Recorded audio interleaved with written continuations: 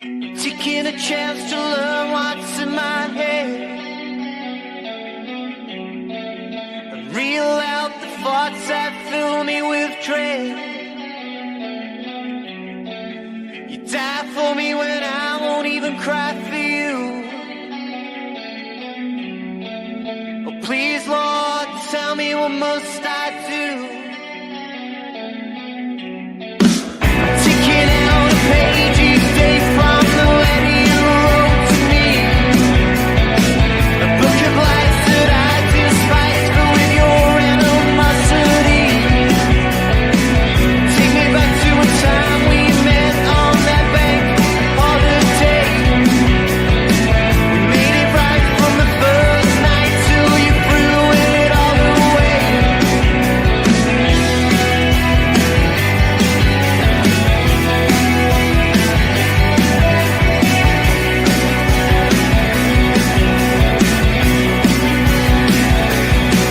Would you dance to make my grave when I'm gone? Or see me for that man that I've become? Would I see that you care when I'm in need of you the most? But you don't care. You're not there anymore. Confusion is a gift that forever falls my own way. I'll never be so proud of that man I am today. Take me back to a time of our once happy days. Still you seem to forever haunt me with your condescending ways. Now it's time to do things right and get you out of my head. And reel out the thoughts that fill me with dread.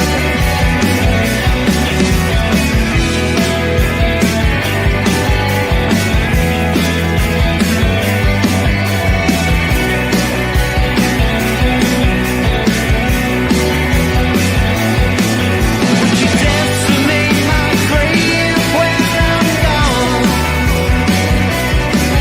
Or see me for that man that I've become?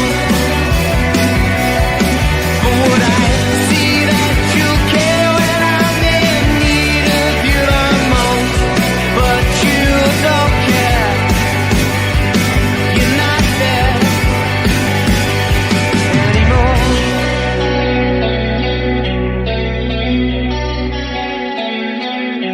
And the pain you've caused fell from afar. And the message that you portrayed, it caused me too much sorrow and pain. But I won't fall for that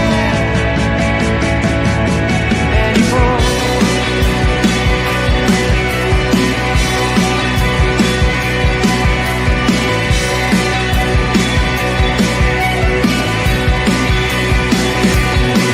Would you dance to make my grave when I'm gone?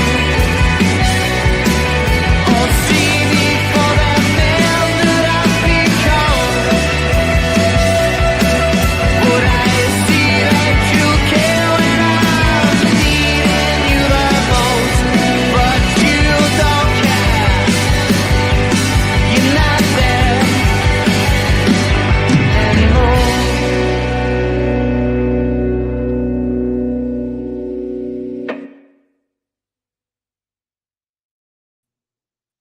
Yes, guys, welcome back to another stream, another episode of LP Hugh. Sometimes Amos joins us, isn't it? But Amos has like a job where basically he like sometimes has to work at like night times in the evening, so sometimes he can't make it, and he said he's not gonna be able to make it for like the next 2-3 weeks. So yeah, sorry guys, you just have to deal with me and Hugh, innit? Do you know what I mean? But it's what it is.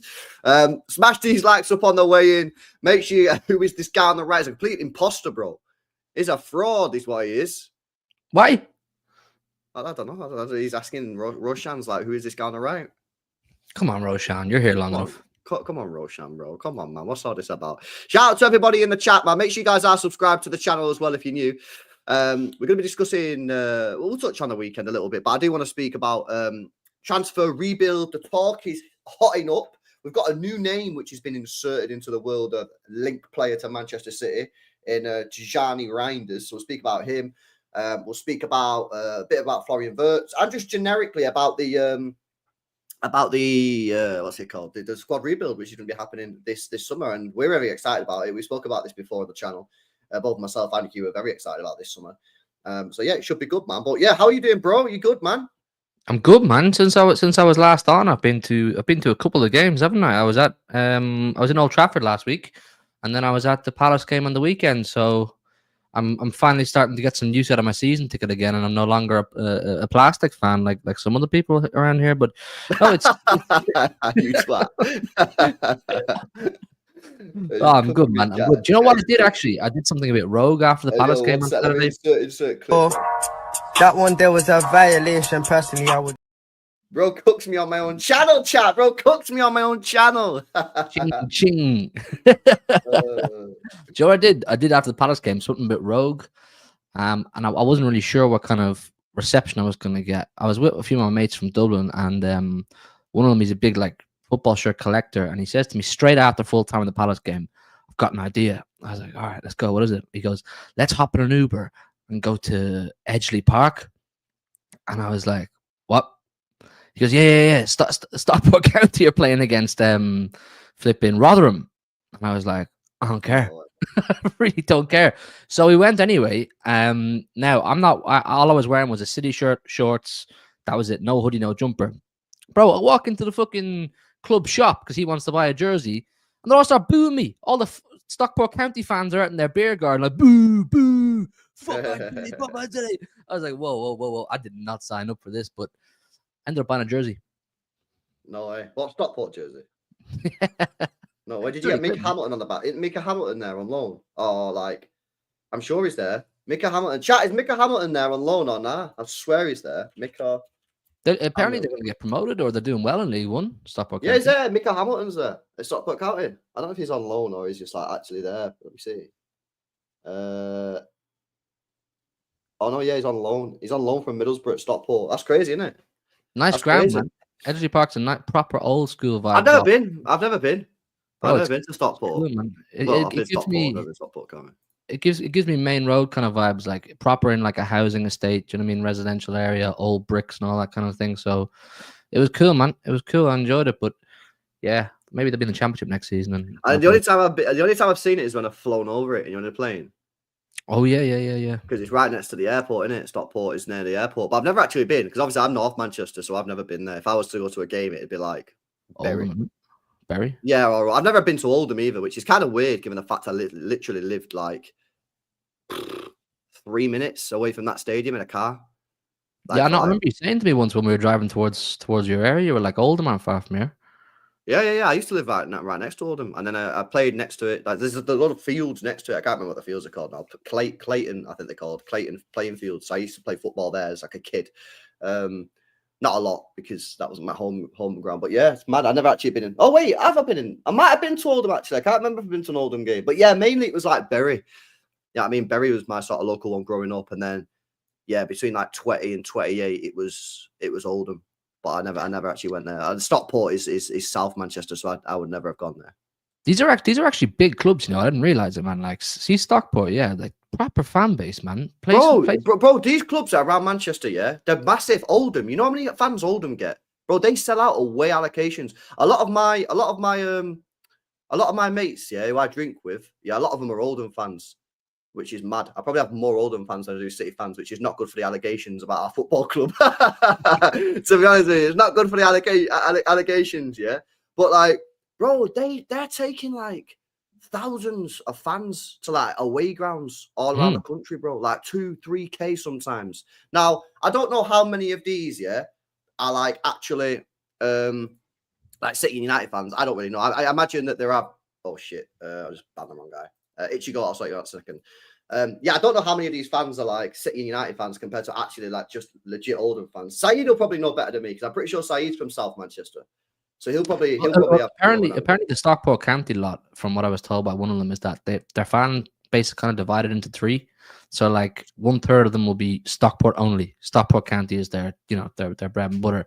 Another third would be kind of Stockport County and Man United. They like Man United as well. And then the other third would be Stockport County and City. So it's kind of mixed really, but I thought it was cool though. It was cool to see. I've never been at a League One kind of environment or atmosphere, but they fair play to them, man. Big club, a lot of fans there. Obviously, they're doing well, so it helps. But it was cool. It was cool. It's a good day out, man. Good day out. The sun was shining.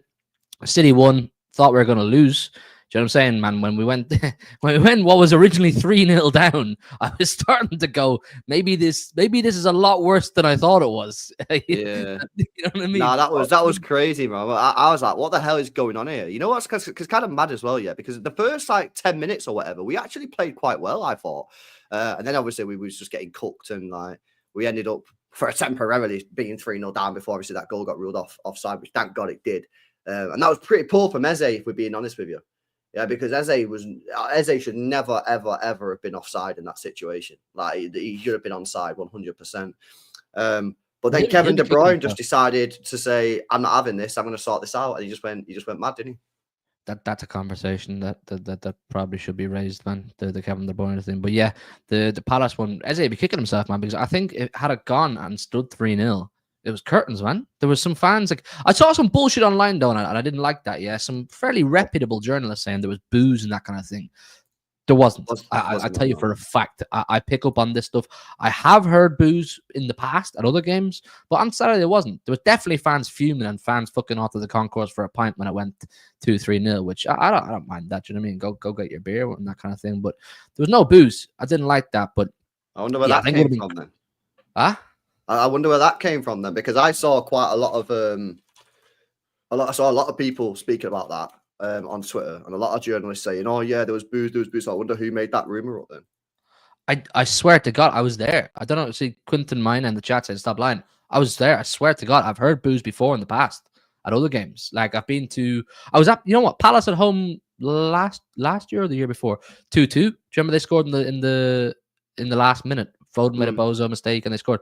There was actually booze at full time there when it was 2-2, but I didn't hear any. Maybe I missed it, but I didn't miss any of the game. I was sat in my seat for both full half, so I don't know. Well, I'd say then, even if there was booze, then it obviously wasn't a lot of people, given the fact that you didn't hear it. Pulpy's in the chat. He was at the game as well. He said he didn't hear it. So like, I don't know why that was, why so many people did that. You know what I mean? It's a bit weird, but yeah, I don't know. Weird. But anyway, there was a good response, bro, because like I say, like we would have lost that game.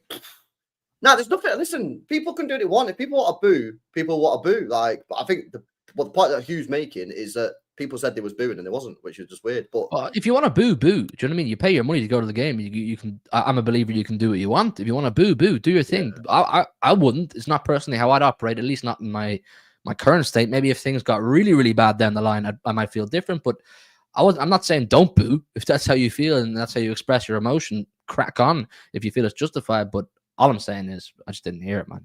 That's it.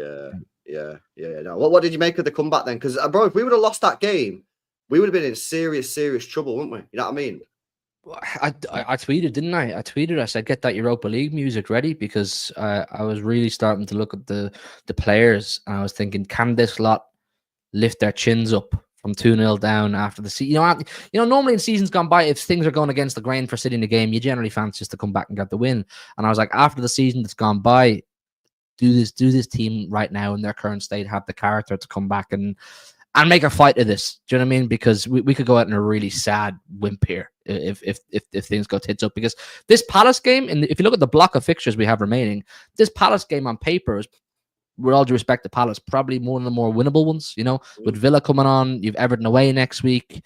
Even Wolves will bring their own problems. So you're thinking, if we don't get this win against Palace, I'm really not feeling good about this top 5 push. But the comeback was a surprise. It was a nice surprise. It was really refreshing. And I've really come to find with my new season ticket seat, I get a great look at some of the footballers, particularly the ones on my side of the pitch. And I was looking at, say, like Nico O'Reilly, and I was like, do you know what, man? This kid he was right in front of me for a whole Where do you sit now? You moved? I said, yeah. So my first ever season ticket was over on Colin Bell. That was like years ago now. Then I moved to South Stand when I used to like doing the South Stand, jumping up and down and that. and now I'm just a sad old man that likes to sit down. So I sit down in the East Stand. I'm East Stand. I'm like Well, 4 why don't you rows tell from me the- anything anymore, man? You used to be my mate and you used to tell me things, innit, about your life, bro. Oh, today, chat, yeah, I found out today, yeah, that Hugh's been going boxing classes for time. He's never told me that before, yeah. Now he tells me he's moved his season ticket. He's now sat in it. Bro, you don't tell me stuff, bro. Come on, man. Where's the WhatsApp messages? Hi, Bray, how you doing, man? Yeah, what's going on? Guess what I've done? Moved my season ticket. No updates. I'd be fairly confident if I go searching through our WhatsApp chat. I'll have said I moved before. I'd be fairly confident. This is my fault. Do you want me to pull some receipts up? I can present here as well, by the way. Don't forget that. It's my bad, isn't it? I actually just don't listen. Maybe Hugh has told me. No, I sit like 4 rows from the pitch now in the East Stand, and it's fucking class, man. You get a proper good look at players. Like, you know, the difference, you know yourself between the difference of watching games on TV versus in person. TV will have its benefits because you get to really look at action as it's unfolding, and then when you're in person, you get to look at individual players, the way they move when the camera's not on them. And the kind of body language and certain things that you wouldn't pick up on the TV. And I was looking at some of them in front of me on Saturday. I was like, fucking hell. This Nico O'Reilly kid, he's a superstar in the making. It was the first time I've looked at him and gone, you're actually sick. You're going to be a sick player. I knew he had ability. Those cup games, you know, Plymouth and was it Salford, and then the last one, he given a good account of himself. Old Trafford was a tough day for him, tough day for everyone because no one fucking lifted it. But then Saturday, he really took the game by the scruff of the neck to Palace when we were 2-0 down. He showed some of that vintage City fight that we haven't seen a lot of this season from players that you normally would look at and expect it from. And that was so refreshing. And then, like I said, there was the conversation around Kevin De Bruyne. Like, I found it quite depressing to read after the game when he was like, along the lines of they didn't offer me a contract and I would have stayed and blah blah blah. It's not nice. The thing to is read. with that though, it's like because I don't know if you've seen this this petition. There's a petition going around on Twitter about City fans wanting to sign a petition to say get the club to sign KDB a new contract, but like I've not signed it and I won't be signing it. And it's not because I don't want KDB to stay, but it's because I want this club to act with authority. Okay, And you just don't rate KDB. Okay, there you go, people. yeah, KDB washed player. No, it's because listen, when this guy left the football club, yeah, I was not happy when this guy left the football club. I didn't like it. I didn't like the fact he left. I didn't like the fact we sold him on the cheap, in my opinion. Yeah, and I thought it was a dead decision to sell this guy. Yeah, and I remember having debates online, on Twitter with people, in the chat, on stream, saying this is a mistake. This guy's a brilliant player. We should not be letting go. In fact, I think I had a few back and forths with Amos over it because Amos was saying, yeah, that's the right thing. However, as much as I didn't agree with it, yeah, I respect the decision that the club made. They had the authority. They made that decision and they said, nope, we're letting you go. We're going to sell you. See you later, right? And I didn't like it as a fan because I rate that guy highly, yeah? But I respected the club because the club is making a decision. It's not waiting for things to go wrong.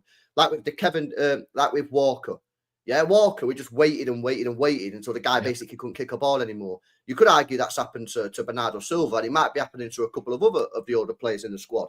So, whilst like something that I've learned from the Mahrez situation that I'm sort of carrying in because I'm trying to learn as a football fan. I'm trying to get better as a football fan. Yeah, we are trying to improve, guys. Yeah, but something that I'm trying to learn and trying to get better with is that, like, I might not necessarily like a decision that the club is making. But so long as the club is making the decision, then I'm going to sort of like not just constantly back it forever. Yeah, I'm not sheep. Yeah, I'm not a bootlicker. Yeah, but like I'm someone who's going to be like, right, they're making a decision.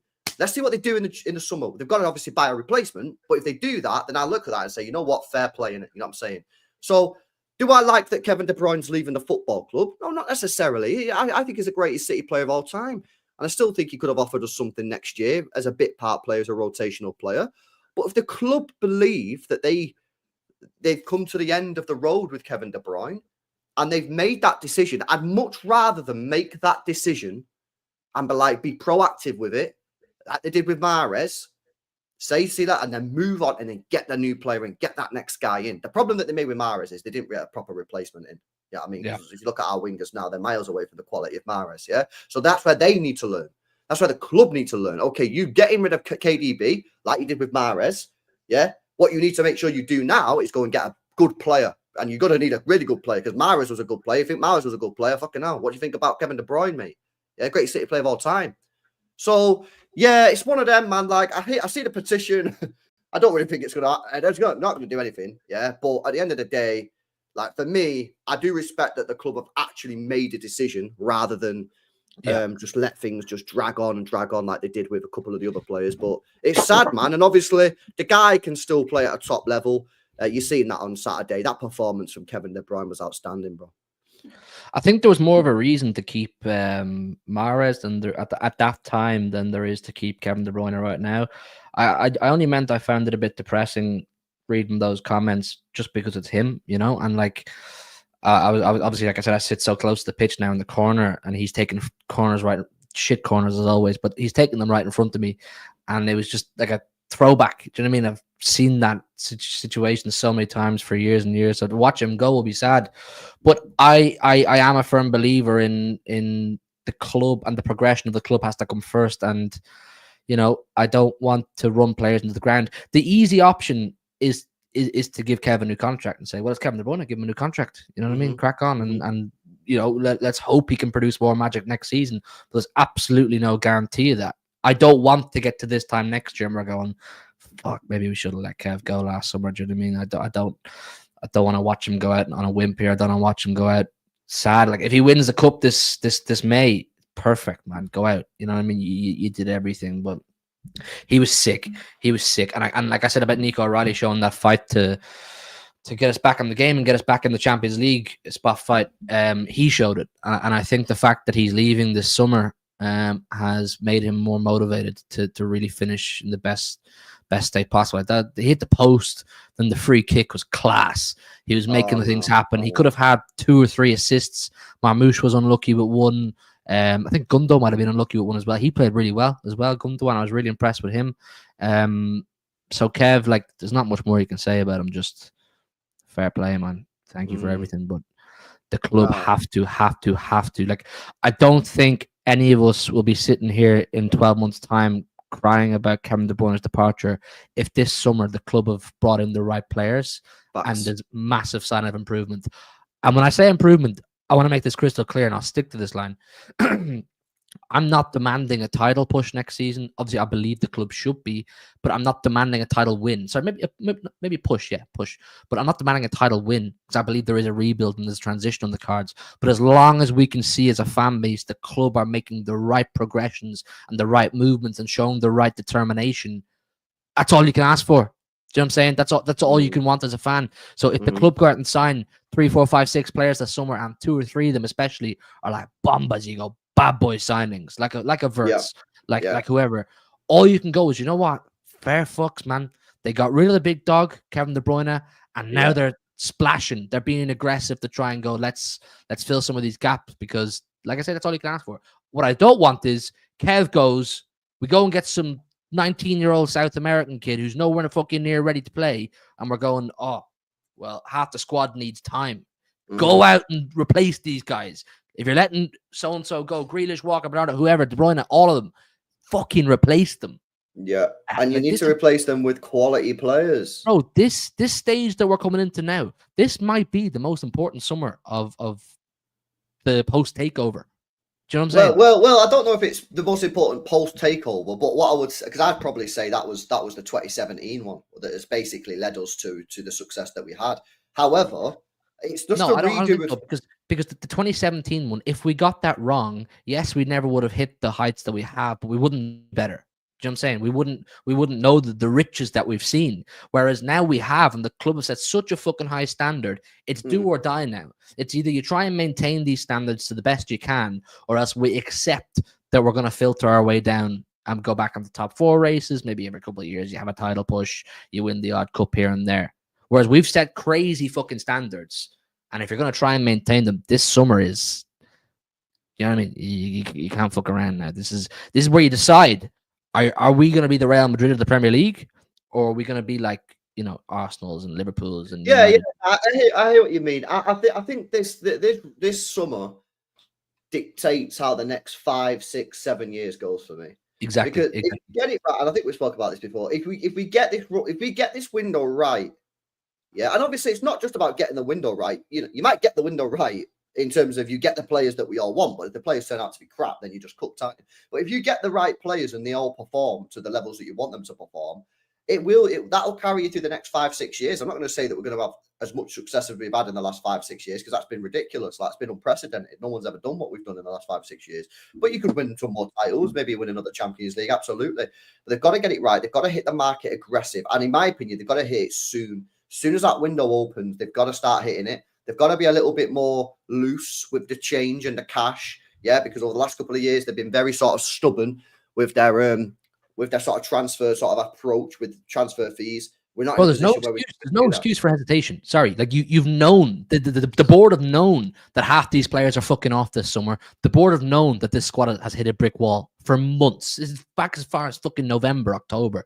We've known this squad is nowhere near where it needs to be. Yeah. So there's no excuse for transfer deadline day panic signings in August. There's no excuse for random bozos that were cheap and available in the middle of July. Like, you better have your short list ready and made and know how to go and get these players.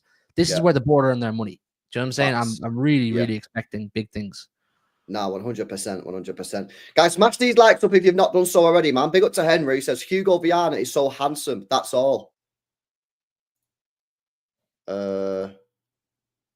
Any comments on that, bro? No. No comment. Big up Henry for the £2 donation, bro. But of all the things you could have super chatted, man. Come on, lad. You must have had something to say, innit? You must have had some comments to make on the game on Saturday. You must have had some information, some comments on the transfer window, on the top 5 race. And you send that in.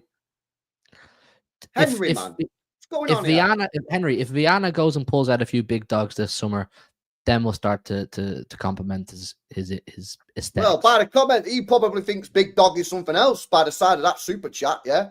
Your version of a big dog and his version of a big dog is not the same. Let me tell you that right now. Yeah, I'll tell you that right now, bro. Yo, big up Henry, man. Big up Henry. Anyway. Shout out Henry, bro. Makes you want to conduct business with him. Get out of here, man. Whoa. This guy, bro. Yo, big up to Evan as well, who sent 3 super chats in, man. No comments on it. I can't see Evan. So I reckon he means to send a message, bro. Send in the chat, man. Send in the chat. Yeah, send a message in the chat, Evan, and I'll bring it up on screen, unless you genuinely didn't mean to send a message. But yeah, big up for the super chats, man. I appreciate the I think he sent like 30 quid there, bro. So big up to you, man.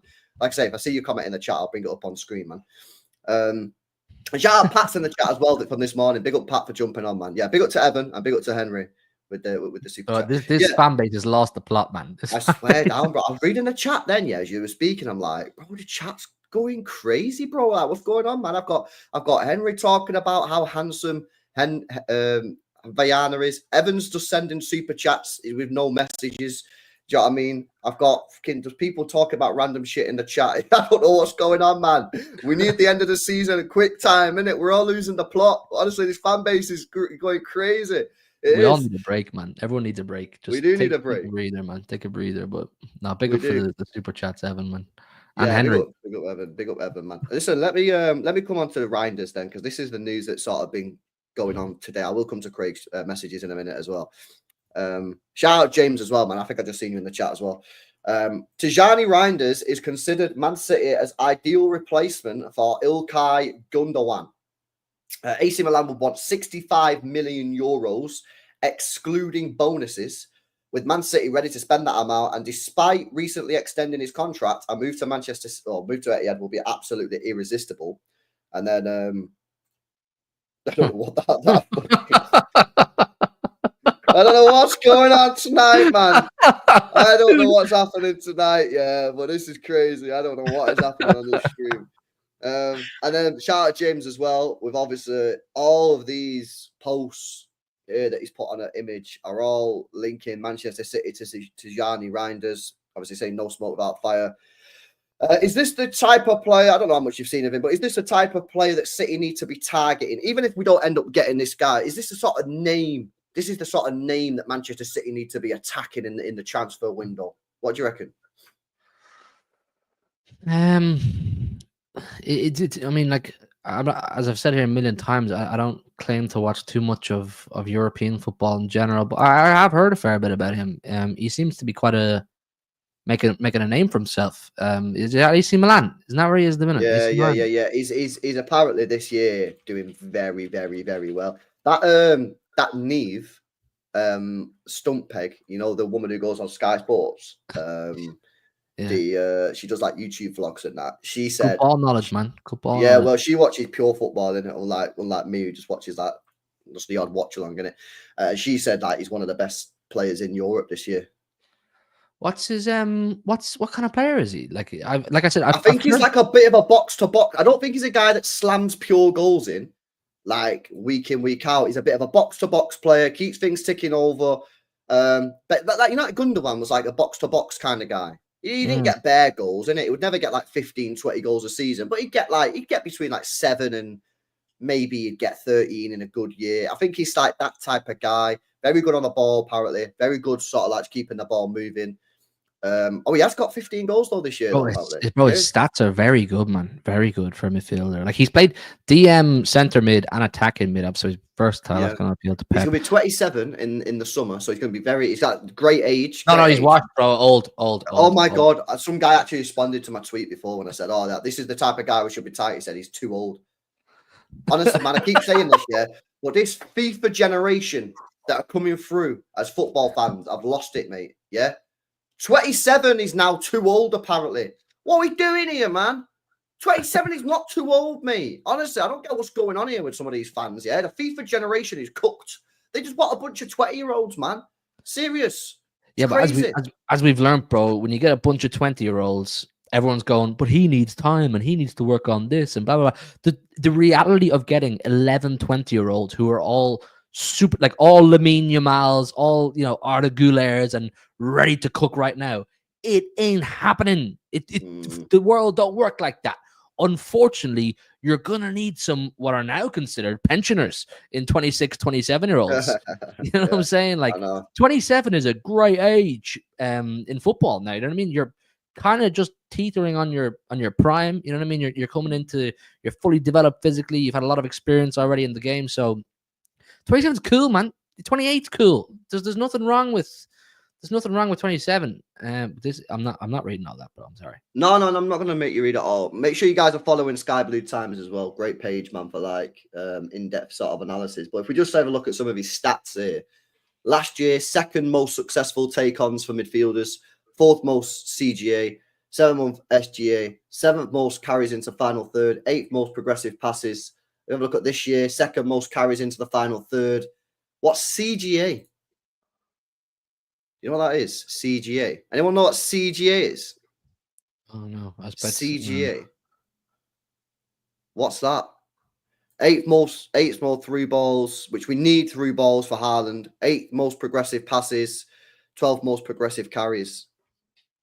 Shout out Sky Boom Sound. Make sure you guys are following him on. Are we showing our age here, not knowing what these things are? CGA. SGA. What's SCA?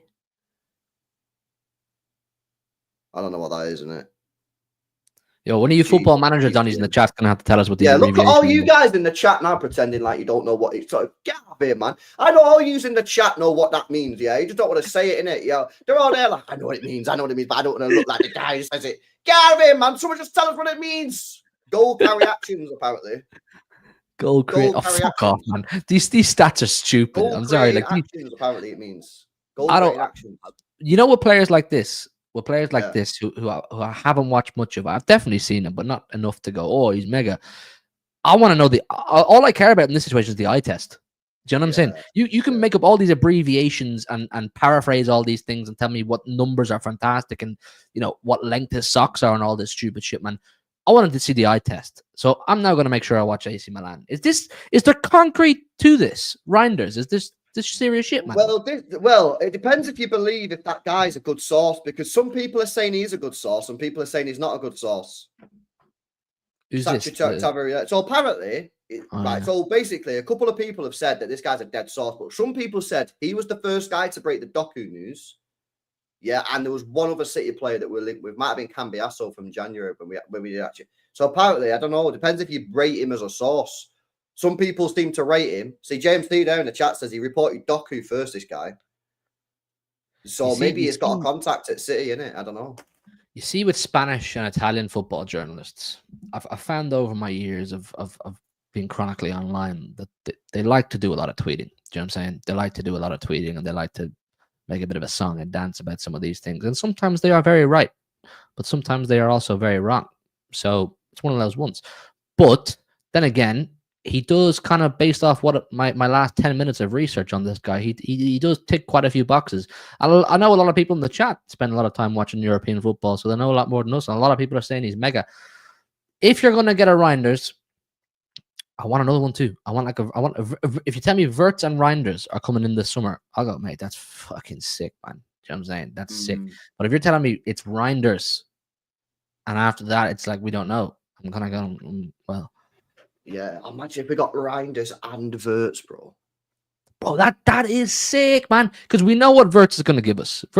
He's going to bang. First game of the season, I guarantee you, it's a good chance he scores a goal or sets up a mad goal. Like he's got that flair, that ability and personality. But Reijnders, I like these players. When you already have great players, like we did for a long time, and you add players that you don't know too much about, but you already have a great squad, great players. It's exciting, isn't it? Because you're like, oh well, this guy might add even more. So, Reijnders, they're not still in European. That would lead us though with a midfield. That would leave us with a midfield of Rodri, Gonzalez, Reijnders, Gundo. Yeah, Wirtz, if we got him. Gundo. So wait, Rodri, Gonzalez, Reijnders, Wirtz. Maybe you keep Gundo, Foden, 6. Kovacic. I mean, you can keep Kovacic, maybe. 6 is good. 6. You're doing very well. I'm happy with that. I think that's chill. I think that's chill. And you've still got Marmouche there, so if there was a total crisis, you know what I'm saying, he can kind of move around. Oscar Bob's there as well, so if there's total crisis, you can move around. So there's players who are specialists there in what they do, and then there's also a good balance of players who can, do a variety of things. So I like that. Here, tell me about this. Tell me about this guy, Cherky, man. He's making shockwaves. I've heard about him for years. He's like Isco to me. You know what I'm saying? Yeah. So this Cherky Donny, so basically, he come through a couple of years ago, right? So like, I thought by now this guy was going to be like 25. He's still 21, which is mad. He's clearly a good, good player. He's got tech, man. You know what I mean? So he could probably play in that attacking midfield role. He could probably play. Maybe he could play as a false 9. He could probably play on the wing as well. He just seems like a very good player to have, but clearly something about his personality, about his training methods, something there clearly is not working. Because if it was working, he still wouldn't be at Lyon, right? With due respect to Lyon, he'd be at a bigger club than Lyon. He would have maybe made a move to Monaco, Marseille, PSG, whatever the bigger clubs are there. Maybe he would have got a move to Premier League, La Liga. But he's still at Lyon. You got to ask yourself why. Why is he still at Lyon if he's this good?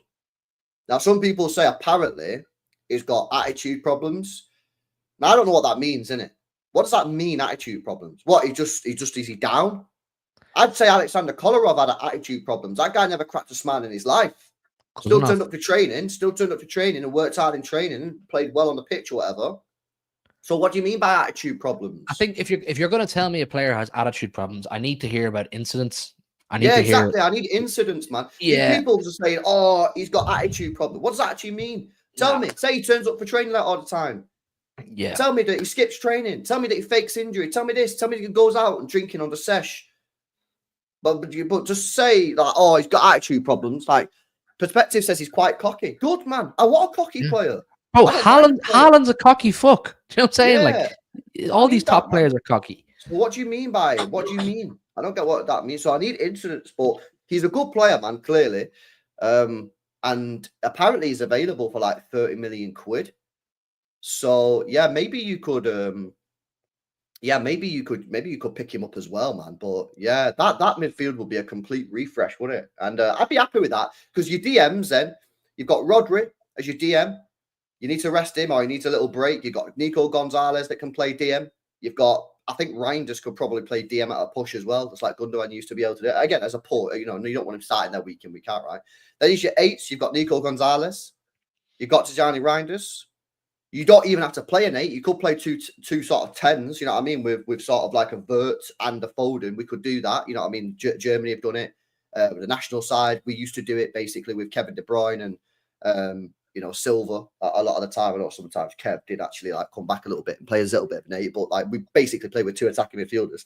So you don't have to just play like Rodri, more defensive player, and then Wirtz. You can play Wirtz and Foden.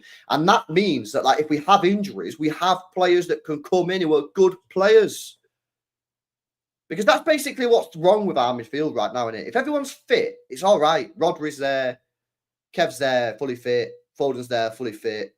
That's all chilling. Everything's good, yeah?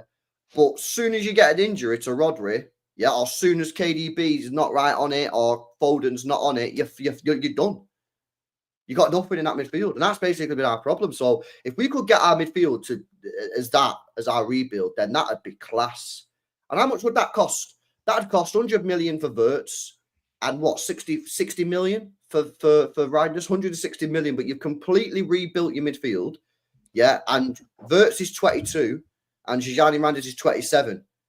Rodri is 29. You don't have to buy another midfielder now for another 4 years, 5 years. So you're chilling. You're good. Yeah, it's a lot of money to invest, but by the way, the reason you've got to spend 170 million is because they spent 100 million poorly on Nunes and Phillips. Mm-hmm. Yeah, so you get the money spent, get these ballers in, and then you're cooking for a few years. Then you don't have to touch that midfield then for 4 years, 5 years, which is basically what we did for the last 5, 6 years. Yeah, we had Rodri, we had obviously Kevin De Bruyne, all these guys. We've not bought a proper midfielder. Who was the last midfielder we properly bought who actually plays? It was Rodri. Kovacic. Well, Kovacic, yeah, but he was more like squad rotator. I'm trying to think like a player that's actually come in and like, has advanced us and took us forward. It was Rodri. Yes, Rodri, yeah. And that was what, 6 years ago? 5 years ago? Yeah. So you get these players, which is kind of mad because I always think that like Pep Guardiola, like he would, because he was a midfielder, and whenever he speaks, he usually speaks about the midfield being sort of like the hub of the team and like the most important position. So it's kind of crazy, really, that we've not really bought anyone in that midfield to like advance us and make us better. So get these players in, 160 million. Yes, it's a lot of money, right? But then you're done then for 4 years. And then you're chilling. And then the next big signing is probably going to be the Rodri replacement in 4 years. Yeah, well, there's a good balance there with all those names as well. Like they all have their purposes and they're all particularly good at some things, and as I said, versatile in other ways too. And then you have like Nico O'Reilly and players like that as well who are there and can slot in. Rico, even I suppose to a lesser extent, but no, yeah, absolutely. I mean, Pep's very particular about the midfield, isn't he? He's very particular about who plays in midfield and who he's willing to take. So I don't know. It's kind of hard to guess. I mean, what kind of an attitude does Reijnders have? Seeing as we all know about attitudes, I'm sure these things are important. They definitely are to Pep. So I don't know, man. Like you have to build it up. There's a big job on the cards, So we'll see. Mm-hmm. Yeah, no, absolutely. All right, guys, smash these likes up as well, man. Come on, man. Over 700 people locked into the show. Make sure you guys are smashing that like button. Big up to Man City Canada, who's just renewed his membership on the channel for 18 months, which is a long time, man. Do appreciate the support. Big up to all the channel members, whether you've been a member for a month or like Canada, 18 months, man. It's always appreciated. Shout out to all you guys who are members. Shout out to everyone that's just like watching the shows, man. It's good to have you tuned in, man. Big up to you. Big up to Cat Fat. Says, if our top 3 centre mid targets are Camavinga, Reijnders, Palacios, then I'm calm, man. Those are the type of signings I expect. One of them, or plus a keeper, plus Cambiasso equals the Premier League. Yeah, I probably want a right back as well, unless you're going to be playing Cambiasso right back because he can play right back as well. But get these type of players in. I agree. I think we'll win the Premier League next year if we get the quality signings that we've been linked with. Yeah, if we sign Nunes's and Kovacic's and Gundogan's, then now we're not going to win the Premier League with all due respect. Yeah, if you go and sign your Camavingas, your Reijnders, these type of guys, then I think we'll win the league because I think we've got the best manager.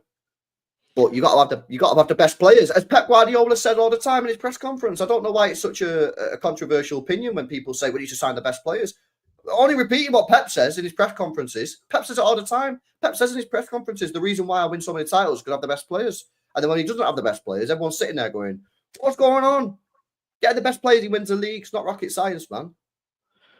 Well, like I think you have to buy players. Like there are certain players, I believe anyway, that in world football in England only we can get, and I think you have to make use of that.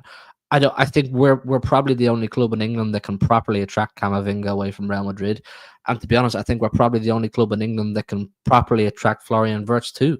So if you're not exercising that and you're not going to get these players that you probably have a slight pull advantage over the other clubs, what's the point? Liverpool could go and get a Reijnders. Liverpool could go and get a who else? A Cambiasso. Liverpool could go and get them. But it's those little gems, those diamonds that are really hard to get. They're the difference makers. I believe we were the only club in England that could have signed Erling Haaland. I don't care what any other club proposed to him project-wise. We were the only club that really could have attracted him. That's based on our infrastructure, our project, our manager, of course, and our ambition. Yeah. And now it's time to reflex that ambition and go and get another Erling Haaland type hitter. Like, remember when we signed Haaland, bro? Everyone went, "Oh, for fuck's sake!" Do you know what I'm saying? It was literally like, what the hell? We just won the last 2 leagues in a row without a striker, scoring 100+ goals both times, and we go and add a stupidly good striker to that no one else could have signed. Now it's like, okay, go and get another one of them. We have the striker. Go and get the midfielder who's on that level. We signed Wirtz. The Premier League goes, "Oh, for fuck's sake." They do. Everyone says that. They're going, "Damn, sit here." They're coming back. They're coming back. They get Wirtz. They add 2 or 3 other names in that midfield there. Maybe a Reijnders, maybe whoever that Palacios is, or Bruyne or someone like that. Everyone knows. Everyone knows. There's no way Pep doesn't make that work. So go and fucking do it. We could sit here every Monday night and say it, but they have to go and do it. Like I say, I'll be fucking livid if we get to the middle of July, end of July, and I'm not seeing proper signings, not seeing proper tracks made. I want to see from Fabrizio, City are advancing with ... And it's, it's all starting to build up nicely. It has to happen, bro. We're actually in a really good position on the grand scheme of things. The season's not been great, but we're in a great position with the best manager in the world, best striker in the world, best midfielder in the world. We just need to put the pieces around these guys and get ourselves back on track. Brand new sporting director, plenty of money to spend, lots of ambition. I'm not willing to talk about the 115 because we don't fucking know about that at the minute. But that aside, we're in a great stead. So don't fuck it up. You just don't have to drop the ball. That's it. Just don't drop the ball. I know. And I always say this, but in my opinion, signing starting players is easier than signing rotational players. And I think the proof's in the pudding. You look at Phillips, squad rotator. Yeah, but the level of starting players that we can attract is different to the level of starting players that Arsenal. No, 100%. But that's the point I'm making. When you're signing starters, you're basically looking at who's the best player in that position. Does he want to leave? Can we attract him? Can we afford him? Yes. Sign him. It's not rocket science. Yeah. Look, we were signing Laporte. Fucking hell, Laporte wasn't just some random guy picked out of like the Spanish 3rd tier. Like, fucking hell, slamming it over in Spain. Everyone wanted him.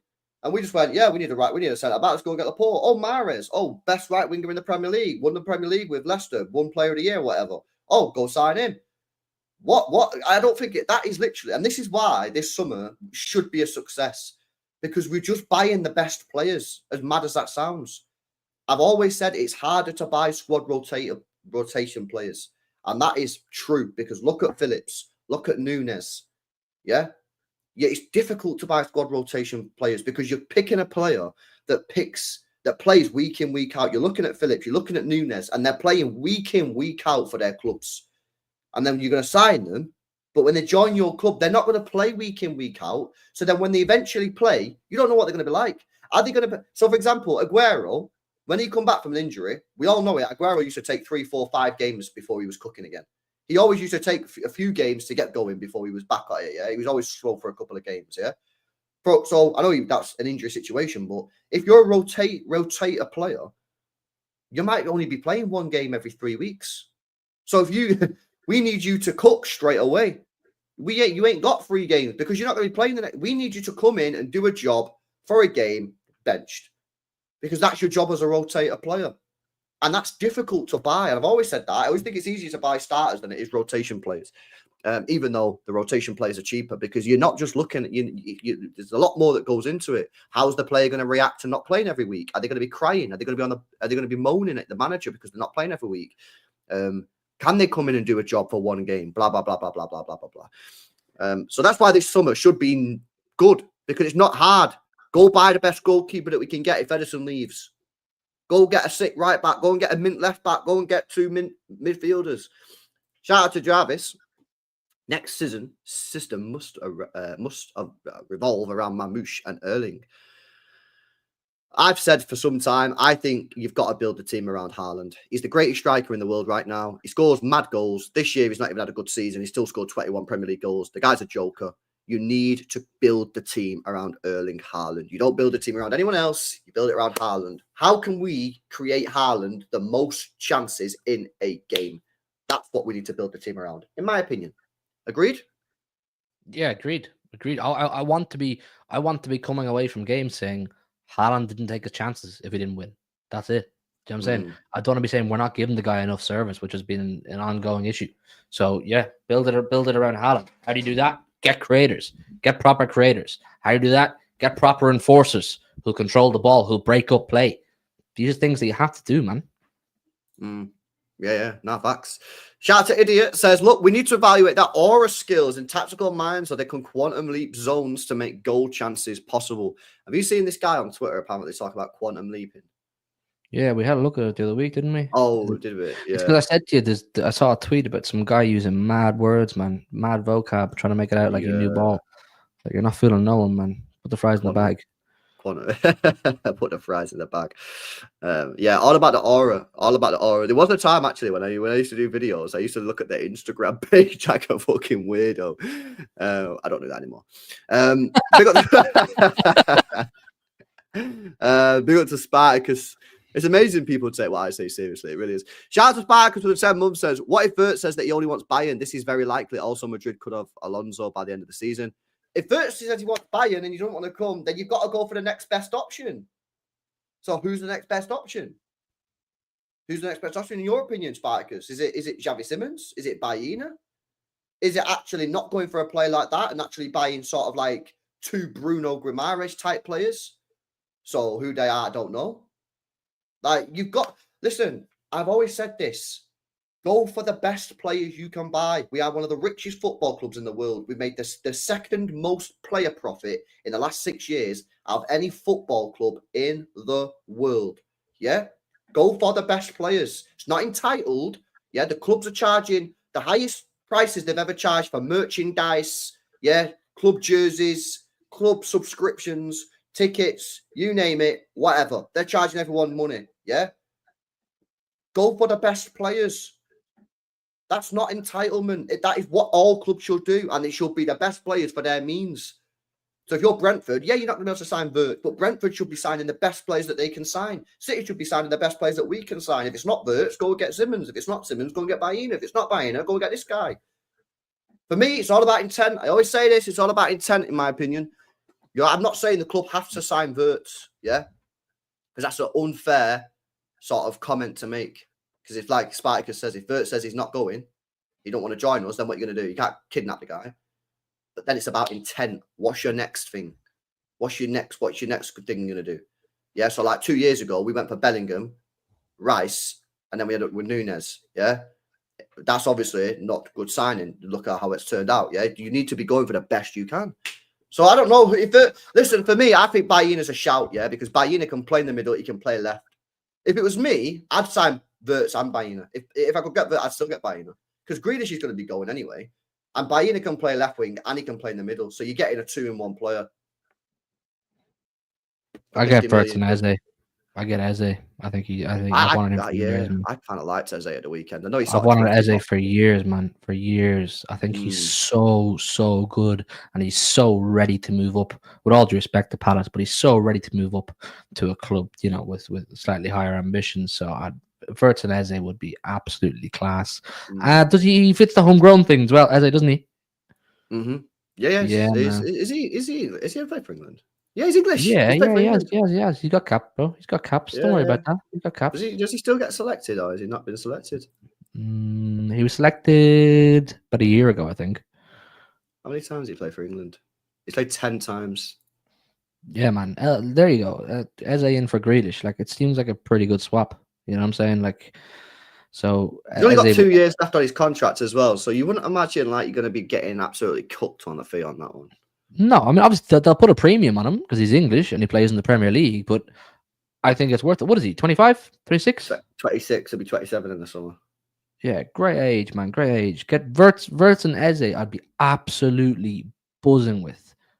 Do you know what I'm saying? Eze's a brilliant player, man. He's a joy to watch. He'll get you off your seat. Do you know what I'm saying? So he's just another one. He's just another one. But I agree with your point that if Wirtz says no, and he's just going Bayern, that's it. You know, that's not the time to throw your toys out of the pram and go, oh, what do we do now? Let's go and get another Gundo from fucking somewhere who's 34 years old. No, like I said, there has to be a short list. A short list that's a long list, you know, of names that they can operate with. So obviously we all like Wirtz, but I don't know. I think we'll get him personally, based off everything that I see and read. My vibe is I think we'll get him. Yo, check this out. James McAtee, this is just breaking now from Jack Gorn, guys. Shout out. I think it was Walter in the chat who put it in there. James McAtee has interest from Bayer Leverkusen and Nottingham Forest ahead of the summer transfer window. I thought he played really well on Saturday. Come on, you're yeah, he did. He's another one that was really good. But you're not telling me, man, there's no smoke without fire there. Surely Leverkusen know fine well. City want Wirtz, and they're trying to see what they can do. The best case scenario for Leverkusen is he doesn't go Bayern, he comes City, they get McAtee, they maybe get Ortega too. They're fucking buzzing. They're gonna push Wirtz for that. That's exactly what they're gonna push Wirtz for. They don't want him going to flipping Bayern. Bayern ain't going to give them no one, or at least if they do, it's not going to be, you know, anyone they really know of. So there has to be something here, man. There has to be. They want McAtee. They know we want Wirtz. This can be like a Cancelo Danilo situation. Remember that one? I know, yeah, but the thing is, yeah, if Wirtz doesn't want City, then that whole theory is in the mud, innit? Yeah, bro. Do you remember? Oh, geez, man. I want a W in the chat if any of you remember this. Remember you went to Barcelona and kidnapped Messi? Yeah. Bro, get the sun cream out again. We don't really need it for Germany, too tough, but like, go and get him, man. Go and get him. Kidnap Messi. Kidnap Wirtz. Yeah, man. Listen, it would be cool if I could do that, but bro was going down last Ramblas with Messi and under his arm. That was crazy. I know, and it was in the end. It almost worked as well, but obviously, fucking Barcelona threatened to sue Lionel Messi, which is kind of mad when you think about that. Like they're suing the greatest ever player, but and actually pretty mad because if they would have just gone to City and said, pay us 30-40 million quid, you can have him, then City probably would have done that, and that would have helped him a lot financially. But end the stream now, go, bro. Yeah, I can't just get on a plane, innit? But now, listen, the thing is with that is, yeah, like I thought he played really well, McAtee, at the weekend. And I know he missed some chances, yeah, but at the end of the day, he is not like what's the word called? Like what's the word like rusty? He's rusty, innit? Because he's hardly played football. So I think he played really well. And I just think I said this on the panel show last night, yeah, and obviously we had a bit of a debate on the panel show. The chat was getting involved as well. I just think like every time this guy plays, like on the start, he's always getting involved in like chance creation and like goals and that. And I just think he's going to cook. I think he's going to cook. But as someone said to me, if you could offer me Wirtz for McAtee, respectfully, I would say yeah. As much as I like McAtee. Yeah, Craig says Leverkusen do not want to sell to Bayern. However, his family are pushing him to stay in Germany till at least 2026. Wirtz had said no to City. Oh, Wirtz hadn't said no to City at all. Just family wanting to stay in Germany. Yeah, I understand that because his family obviously are German, innit? So his family probably don't want him to come to England. His family probably want him to stay in Germany. Tell them to fucking grow up. Yeah, he's about to go over. He's about to come to City and make a load of money. Grow up, mum. You know what I'm saying? The bird has to flee the nest at some point. For fuck's sake. Yeah, this is what happened with Sane. If you remember, if you remember the Sane situation, by all accounts, it was like they was all pushing Sane to Bayern, and they were like, "Yeah, go Bayern and be the star boy, be the star boy." The problem is Sane went there, and then Musiala came through. It was Musiala who was the star boy. Do you know what I mean? I hope he comes to City, man, Wirtz, because I really think that he could be. He's like a B-Tech Kevin De Bruyne. Like he's a De Bruyne light. Yeah, and I think he's what? L parents. Our parents. No, I think he's going to be done. And obviously, the other thing is, if you don't get Wirtz, then as Spartacus said before, like who do you get if you don't get Wirtz? Like if you're getting into a little bit of a tricky situation. Yeah, but you're not sending him to fucking Syria to go to war, are you? You're sending him to Manchester City to live in a sick penthouse in Deansgate, earn 400 racks a week, and challenge for all the trophies. Oh, we want to stay in Germany. We want to stay in Germany. Germany's not that fucking good. Hate to break it to you. Been there loads of times. For Manchester. I actually like Germany. I actually do. You know what, I actually really do like Germany. After I said that, I thought of all the times I've been there and had great piss-ups. It's German piss-ups. I know there's like I know you're not English in it, but like there's like this English-Germany rivalry, right? Obviously, like in football, probably because of the war and all that kind of shit. Yeah, but like low key, yeah, I actually really like Germany. Every time I've been Germany, big up Germany, Hoffenheim. Yeah, fuck Hoffenheim in it. Hoffenheim's a dump, yeah. But like everywhere else. Fucking mega, man! What a place, bro! It's such a sick like okay. But still, like at the end of the day, yeah, exactly, yeah. Like Bray, sales pitch gone wrong there, isn't it? You know what I mean? Like we could come to Manchester, Bray. I'll be that guy, man. Bro, come Stockport County with me on a Saturday afternoon if you want, man. It's not that bad. Edgeley Park, it's sound. Eddie had. Do you know what I'm saying? Like, it's not that. Look, all jokes aside. It can't be that difficult with the resources we have available and the way our club is and how we're set up right now to convince him to leave. It's an hour flight, mate. You can go back. Yeah. You can. It's an hour and a half most, depending on where you are. You can go back whenever you want. No, big up his family. That I don't want them seeing this and thinking I'm sending for them. Yeah, guys, we have to private the video after this, isn't it? Yeah, I mean? No, big up, Mummy Wirtz and Daddy Wirtz and all that. But you have to get over yourselves. The kid has to flee the nest. He's got to go win the majors. And do you know what? It's the German Bayern propaganda. I have a problem with that. They fill all these young German players with absolute rubbish. We're going to make you the star of German football. You're going to be the poster boy. Look at Sané.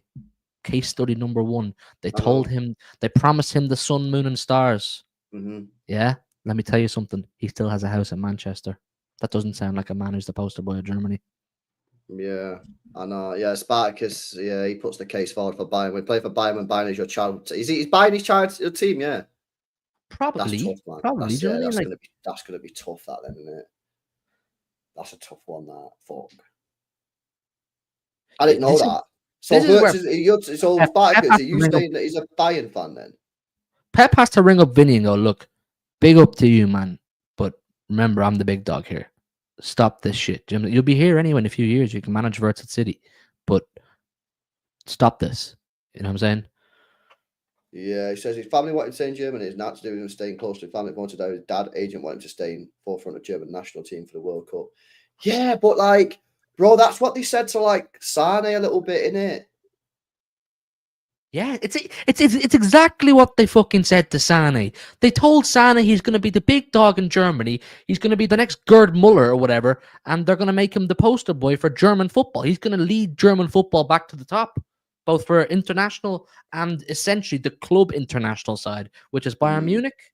And it didn't happen. So what? You're going to go to Bayern Munich for it, are you? Yeah. And Harry Kane's there. He's a big dog, isn't he? Jamal Musiala's there. He's a big dog, isn't he? Who else is there that's big dogs? They've got some good players. Neuer's there, big name. Like, you're not exactly going to be the poster boy of that team with all them there.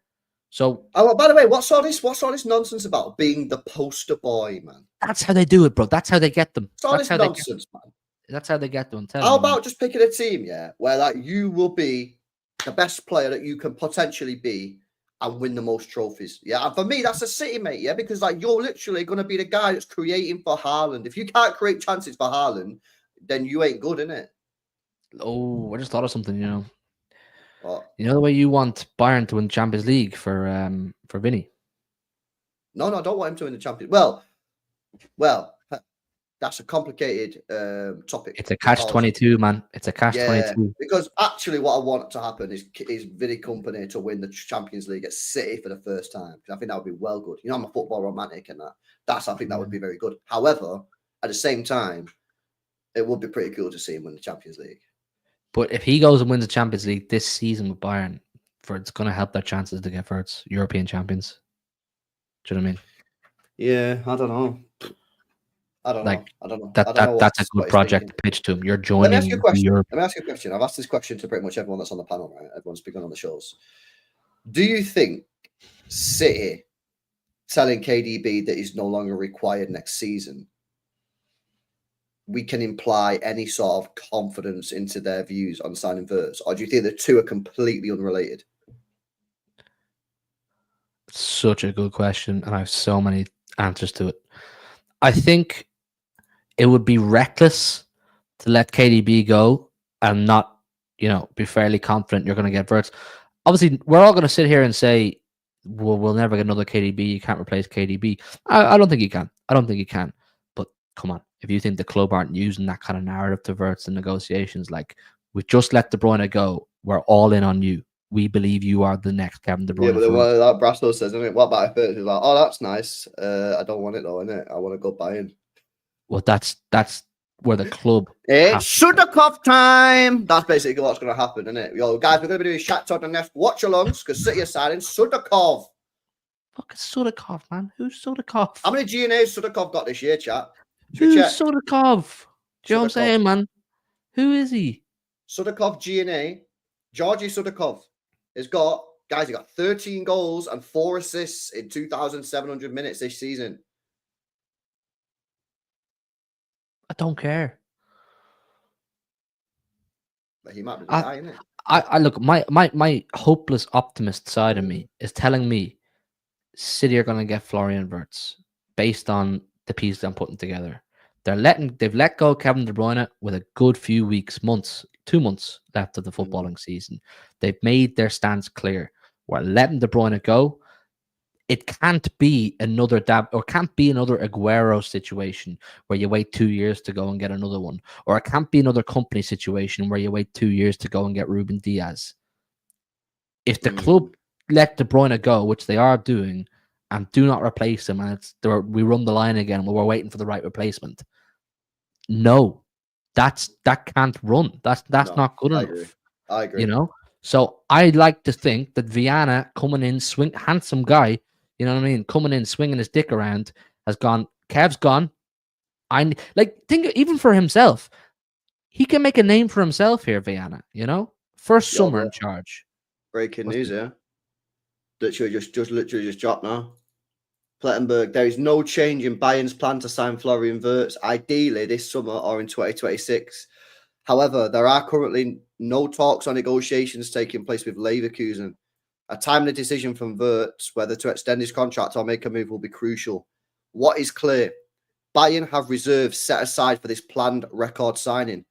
In addition, sales, salary, savings, such as with Sane, and income from the Champions League and Club World Cup will be needed. A sale of the remaining possible 5% stake in the club's stock corporation is not planned to finance Wirtz's transfer. Many of Bayern's transfer efforts now hinge on Florian Wirtz. So it basically sounds, that Bayern, I've got the cash ready. That's what I'm getting from this tweet. They've got the cash. They've got everything there. Everything's ready. They're literally just waiting on Wirtz. So it sounds like Wirtz hasn't made a decision then, isn't it? I don't know. Is that a good or a bad thing, man? I don't know. Is it what we've learned from this? I think that's a good thing. I think it's a good thing that he's not made a decision. And I'll tell you why I think it's a good thing, right? It's because everything that we are hearing in the media right now is Wirtz, his family are pushing him at Bayern. Bayern have got the money. Bayern have got this. He wants Bayern, blah, blah, blah. Yet we're 2 months away from the transfer window opening, and this guy's saying that he's still not made a decision. That means City are still in the race. I think that's a good thing. I think that's a positive thing that he's not made a decision yet. Do you think it's going to be one of those ones like Haaland where you find a month before the end of the season kind of what his plan is? I think that only happens if a deal is legitimately agreed in it. Because could we get that, or do you think, or Leverkusen probably fight right to the end? Well, we're not going to get it unless Wirtz makes a decision first. He's obviously got to make that decision. But if he makes a decision, then City agree a deal or Bayern agree a deal, whoever. Then maybe they'll release a statement before the end of the season. I don't know. I don't know why City did that last time though. It was unique, wasn't it? Yeah, I don't know why City and Dortmund basically sort of released that statement last time, or what was the reason that they did that? Why? It was very unique. I don't know. I'd never seen it before. Never seen it No, before. I don't think I've ever seen it before. It probably has happened before, but probably it's not for us, so we probably never noticed it. But I probably, yeah, I don't know, man. It's a bit weird, isn't it? Let me see what Craig was saying. Craig was putting something in the chat a second ago. Let me pull that up on screen. Wirtz has today informed Leverkusen he will not be extending his current deal at terms offered. With the buyout clause, expectation he stays one more year at Leverkusen, but then signs for City or Bayern. Yeah, but the problem with that is, I don't think Leverkusen will accept that because he's only got 2 years left on his contract. So if Florian Wirtz says, "Oh yeah, I'm not staying with you. I'm not going to sign a new contract, but I'll stay with you for another year," then you've got 1 year left next year. What about if Wirtz just turns around next year and goes, "You know what, lads? I'm not doing Mbappe. I'm going to stay for another year and go to free, get a big sign-on bonus." I don't think so. Nah, I don't think so. I think Wirtz will either sign a new contract at Leverkusen or I think he leaves this summer. Because I don't think Leverkusen can allow him to get to next summer when he's got 1 year left on his contract and therefore could leave on a free the year after. I don't think when he's £100 million player, they can't risk that, in my view. Well, that's why they're pushing so hard with the whole extension thing, isn't it? That's why they've been trying for ages to get him to extend. But I mean, it's the best news from that Florian Plattenberg one is probably the fact that what has he said? There's no negotiations or there's no advancing on an extension or anything like that. So that's probably the good thing, that he's in two minds. You know what I'm saying? It's not, he's not crystal clear as to what he wants to do, but I don't know, man. I don't know. This one's gonna. Let's be honest, yeah. If we don't sign Wirtz this summer, we're not signing him next summer. If you don't get Wirtz now, you're never getting him. Why would that happen? If we either get him this summer or we don't get him, bro, that just makes no sense, doesn't it? It makes no sense for City to not get him this summer when we're desperate for him. Wait a year. Like, why would that ever happen? Why would that ever happen? That would never happen. So we either, if he stays this year, he's going buying. Done. Simple. See you later. We all know that, yeah? We agree with that. You agree with that, innit? Yeah, but he's not going Madrid. Yeah, I don't think he's going to go Madrid either, yeah. But I think it's a good thing that he's not decided, if that's true that he's not decided on where he wants to go. Because that means we're still with a chance. And if he's still not decided to go to Bayern, despite everyone saying, "Oh, this mint stuff about Bayern," I think that's really good. Are they still playing for anything in Leverkusen? Are they still in any competitions worth? They're still in the Bundesliga race, aren't they? I think they're 6 points behind. We need that race to wrap up soon. That's what they are. Yeah, they're 6 points behind, and I think there's 5 games to go.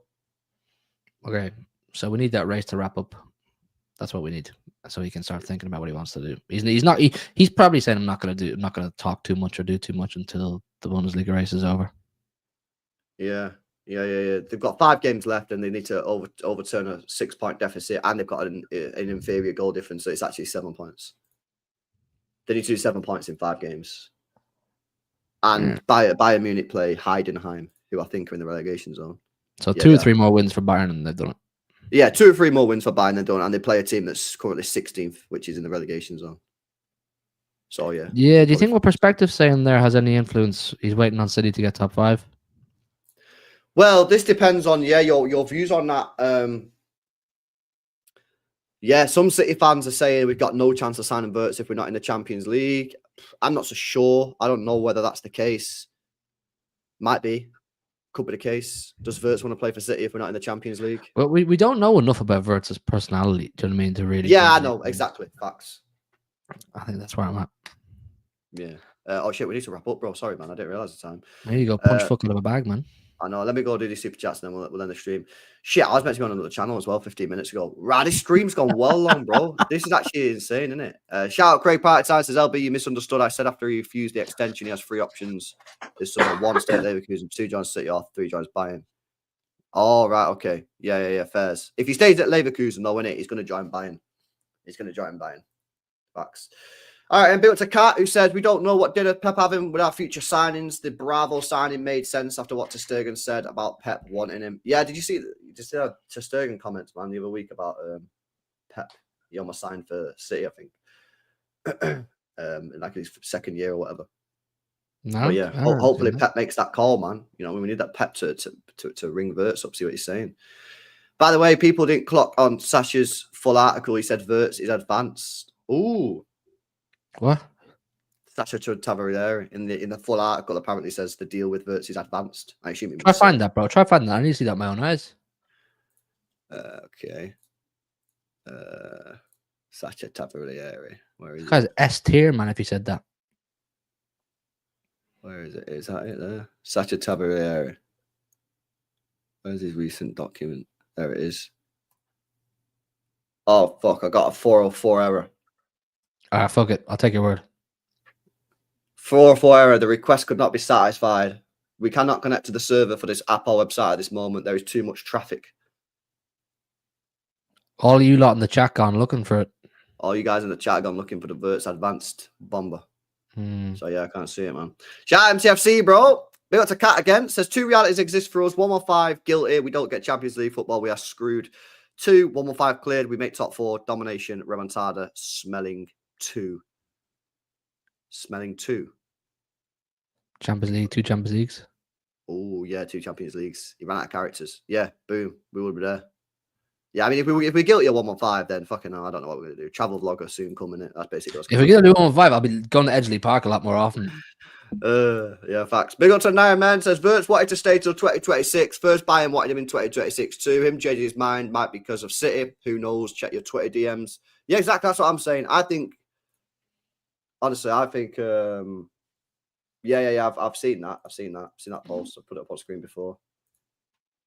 Bayern expect Florian Wirtz to cost 130 million, including add-ons this summer, should the player agree to move. Yeah, so 100 million plus McAtee is what it would be, wouldn't it? Yeah, I agree. I agree with you now, man. I agree with you. Big up for the super chat. Big up to German Chicken Wing says Effenberg, Bayern legend on TV yesterday, said Wirtz is going to City or Madrid. The reporter asked him why not Bayern. He replied Wirtz is too expensive for Bayern. Well, that's what Plettenberg is. Is Plettenberg saying the other thing? Plettenberg saying that they've got the cash available. He's saying they've got the cash available. So again, we're getting different information from different sources there, aren't we? Some people are saying they've not got the money. Some people are saying they have got the money. So I don't know. We'll see. Big up for the super chat, man. All right, and boys, make sure you guys smash up the likes. Make sure you guys are subscribed to the channel as well if you're new. I'm going over to Dan Potts' channel now. I was meant to be on that channel 20 minutes ago. I completely forgot. I can't believe this stream's gone on for nearly an hour and 20 minutes. My bad, Hugh. I genuinely didn't fucking realise. But, you know, time flies when you're having fun, innit? That's what they say. Anyway, peace out, guys. Catch you next one.